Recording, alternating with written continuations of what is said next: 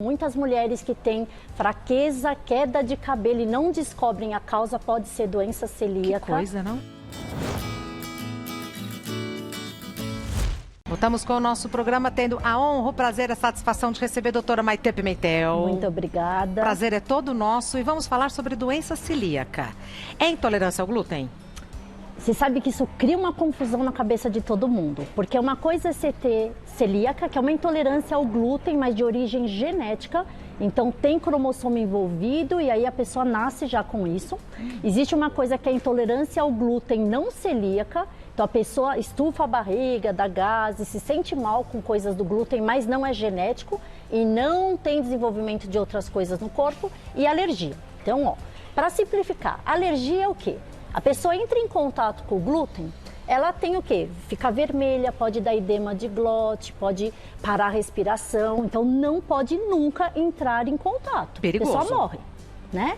Quando tem intolerância ao glúten, celíaco ou não celíaco, os sintomas são parecidos.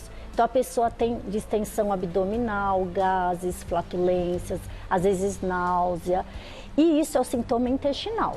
Só que quando a pessoa é celíaca, além do processo inflamatório do digestivo, a gente tem sintomas extraintestinais. Então ela pode ter, porque é uma doença autoimune também, você vai desenvolver anticorpos que vai ter infertilidade, que pode dar baixa estatura, que pode não absorver os alimentos, ter uma osteoporose grave, pode dar lesões na pele, queda de cabelo. Muitas mulheres que têm fraqueza, queda de cabelo e não descobrem a causa, pode ser doença celíaca. Que coisa, não? Levando até casos mais graves de linfoma, câncer de intestino. Então, doença celíaca, ela precisa de um cuidado maior, né? E o que não é celíaco, ele pode ter os gases, distensão, não absorve vitamina, mas não chega a ser casos mais graves que a gente tem. E esses são os sintomas? Então, o que você que pode, às vezes, entrar em contato com o centeio, cevada, o trigo e acontecer?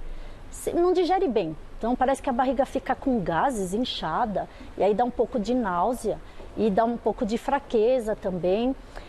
As flatulências, tem pessoas que têm diarreia, mas tem muitas pessoas que têm constipação. Então, existem os dois casos. A queda de cabelo, como eu falei, manchas na pele herpetiformes, são vermelhinhas, e a infertilidade nos casos dos celíacos. Doutora Maitê, a mesma pessoa pode ter constipação e diarreia? Pode. Perfeita observação. Por quê? Como a gente tem alterações da absorção intestinal, então as vilosidades do intestino, elas estão todas inflamadas. Então alguns alimentos podem ser mais osmóticos, puxam líquido e a pessoa tem diarreia, e alguns alimentos vão prender mais. Tá. Então isso acontece. Indo para a prática, nós temos aqui alimentos proibidos e os permitidos. Isso. Vamos lá? Vamos lá, então vai. Vamos aqui nos permitidos, né? Então, se a gente pensar que celíaca é a cevada, trigo, o glúten, ele tem tudo que a gente tem o quê? Que a gente vai falar dos errados, industrializados, tudo. Mas se a gente pensar, tudo que é da natureza, vegetais, legumes, as proteínas, a gente pode comer, é as coisas da natureza. Então, mas o trigo não pode? O trigo não pode, que é da natureza. Tá. Né? Então, fruta, a gente trouxe a maçã, mas pode ser qualquer tipo de fruta. Tá. Né? A gente tem o que também? Arroz. Arroz. Então, muita gente, o arroz confunde, né? Mas até o leite de arroz, coisas que tem bastante derivados de arroz, a gente pode comer. Então, pode arroz e feijão? Pode. Milho? Milho é outro grãozinho que é importante a gente comer, porque tem o carboidrato e tem vitaminas importantes. Inhame e mandioca. Então, a gente pode também usar esses. Que são boas opções para substituição, né? Desculpe interrompê-la. Eu trouxe os que são mais duvidosos, que as pessoas têm muitas dúvidas. Tá. Agora, verduras, legumes, pode comer de tudo, né? O que não pode? Não pode. Industrializados. Então, tudo que é bolacha, salgadinho, os embutidos, então salame, salsicha, cerveja, tem gente, cerveja, mas tem maltes, tem cevada que não pode, muitos uísques também tem, então tem que tomar cuidado, maionese, ketchup, patês, tudo que é meio misturado também não pode. E o que a gente tem que tomar cuidado? Achocolatados com as crianças, tá? Que elas pedem bastante, mas achocolatados eles têm também carboidrato, aí tem o glúten junto. Doutora Maitê, por que os embutidos? Os embutidos, para fazer o processo deles, eles precisam dessa massinha. Por exemplo, até maquiagem tem glúten. Para dar liga. Para dar liga, né? Que coisa. Então, salgadinhos, bolachinhas. Então, por exemplo, a intolerante pode usar maquiagem que tenha glúten, mas o alérgico... Não pode? Não pode. Porque aí vai desenvolver também alergia, por mais que seja externo, não seja pela boca. Tá. Mas toda a embalagem, elas têm. Alimento contém glúten ou não contém glúten. Isso é... Hoje em dia, a vigilância, ela permite o quê? Que todos coloquem e também ela proíbe que você não dê informação nenhuma. Tá. Então, hoje em dia, todo rótulo de alimento tem essa informação. Tá. Temos perguntas do pessoal de casa. Peço um minutinho da sua paciência. Perguntas do pessoal de casa para a doutora Maitê Pimentel. Vamos à primeira. É enviada pela Letícia Reis. Quando como pão, sinto que meu abdômen fica muito inchado. Não sei se tenho intolerância ao glúten. Quais exames devo fazer? Perfeito, que é a grande dúvida de todo mundo, né? Será que isso me faz mal mesmo ou não é? Como que a gente faz o diagnóstico de doença celíaca ou intolerância ao glúten? O diagnóstico final é quando a gente faz uma biópsia do intestino delgado e as microvilosidades do intestino estão achatadas e tem processos inflamatórios. Então é por endoscopia, depois de ingerir bastante glúten, que você tem esse diagnóstico. Mas existem exames de sangue, que são os anticorpos, chamados antigliadina, antiendomísio e antitransglutaminase, que se vierem positivos é uma grande chance, uma sensibilidade de ser 80% a 90% positivo.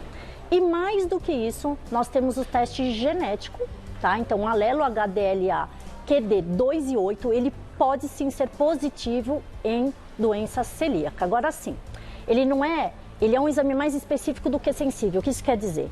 Se você tem uma suspeita altíssima, por exemplo, seu filho, 2, 3 anos de idade, você é celíaco, você fala, pode ser? Se esse teste vier negativo, o genético, você sabe que ele não é. Tá. Porém, se esse teste vier positivo, 30% da população pode ter e não ser celíaco.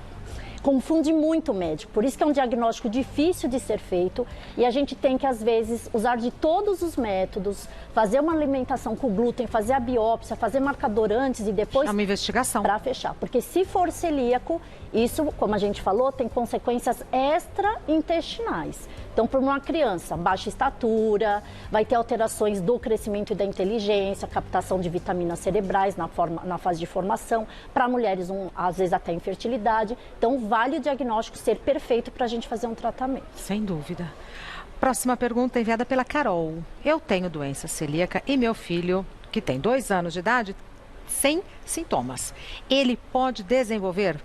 Perfeito, que é, como a doença celíaca ela tem a ver com genética, sim, 20% a 30% dos familiares de primeiro grau podem ter, né? E nessa fase, Carol, é muito difícil de fazer o diagnóstico. Por quê? Os anticorpos às vezes não tão positivos, você tem que ter uma carga muito alta de glúten para desenvolver o anticorpo. Muito pequenininho. Pequenininho, e ele não comeu ainda muito glúten na dieta. E às vezes confunde muito com quem tem intolerância a leite, proteína do leite, que também inflama a barriguinha da diarreia, né?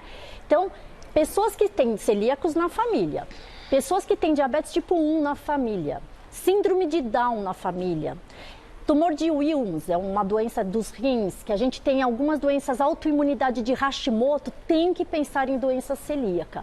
E você, Carol, que mãe tem filho, daqui a pouquinho tem que fazer sim os exames no teu menino. Próxima pergunta é enviada pela Renata. É verdade que a doença celíaca pode evoluir para um câncer? É verdade, isso parece estranho, mas existem relatos cientificamente de que linfoma de intestino tem sim a ver com doença celíaca, tá? Não a intolerância ao glúten não celíaca, mas a celíaca sim. Então, não fiquem, eu vou comer glúten, porque só vai distender, só vai dar uma diarreia, mas eu vou comer. Quando a gente é celíaco e come alguma coisa que inflama o intestino, demora de 3 a 6 meses para o epitélio dessas células. Meses. Então, assim, não vale a pena, às vezes, um bolo só porque teve a vontade. Você vai ter consequências no futuro. Por muito tempo, Por né? muito tempo. Próxima pergunta enviada pela Yara. É verdade que diabetes pode causar doença celíaca? Olha só, diabetes não causa celíaca, mas a gente sabe que dos diabéticos tipo 1, que é uma doença autoimune, que agride o pâncreas, 8% também tem doença celíaca, por ser uma doença também com anticorpos de imunidade. Outra coisa, Os diabéticos tipo 2, eles têm uma dieta parecida com o celíaco, porque tem que tirar carboidrato, tem que evitar, porque carboidrato é 32% açúcar. Não que eles sejam celíacos, mas às vezes também uma dieta fica um pouco parecida. Mas diabetes tipo 1 tem sim a ver com doença celíaca. Tá. Mais uma. Beth, a doença celíaca não tem cura, Beth? É triste falar isso, né? Mas não tem cura. Então, qual que é o tratamento da doença celíaca? É retirar totalmente os alérgenos ao intestino, tirar totalmente o glúten da sua dieta, né?